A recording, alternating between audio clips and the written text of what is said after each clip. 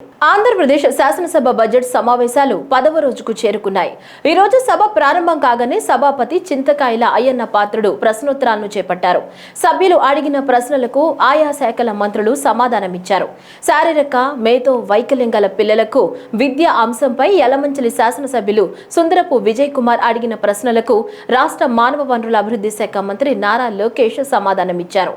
కేంద్ర ప్రభుత్వం rehabilitation council of ఇండియాను ఏర్పాటు చేసి 21 అంశాలలో ప్రత్యేక అవసరాలున్న వారికి గాను 9 అంశాల్లో ప్రత్యేక అవసరాలున్న చిన్నారులకు ప్రత్యేక తర్ఫీదు ఇవ్వాలని నిర్ణయించినట్లు తెలిపారు.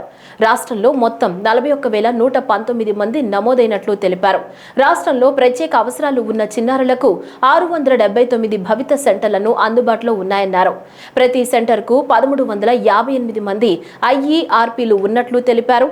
భవిష్యత్తులో రాష్ట్రంలో 125 ఆటిజం కేంద్రాలు ఏర్పాటు చేస్తామన్నారు.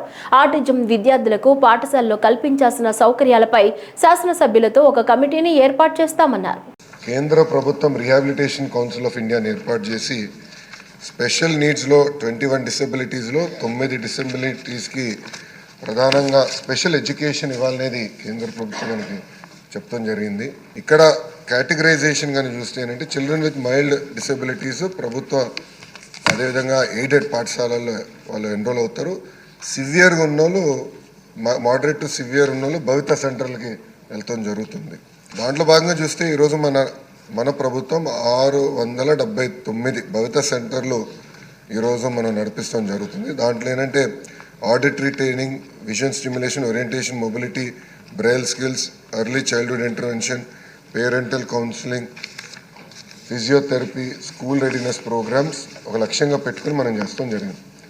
దీంట్లో ఏంటంటే మనకి 2 ఐఈఆర్పీలు ఉంటారు, అంటే ఇంక్లూజివ్ ఎడ్యుకేషన్ రిసోర్స్ పర్సన్ ఉంటారు, వాళ్ళు భవిత సెంటర్లో ఉన్నారు. ఇప్పుడు మనకి 1358 ఐఈఆర్పీలు ఉన్నాయి.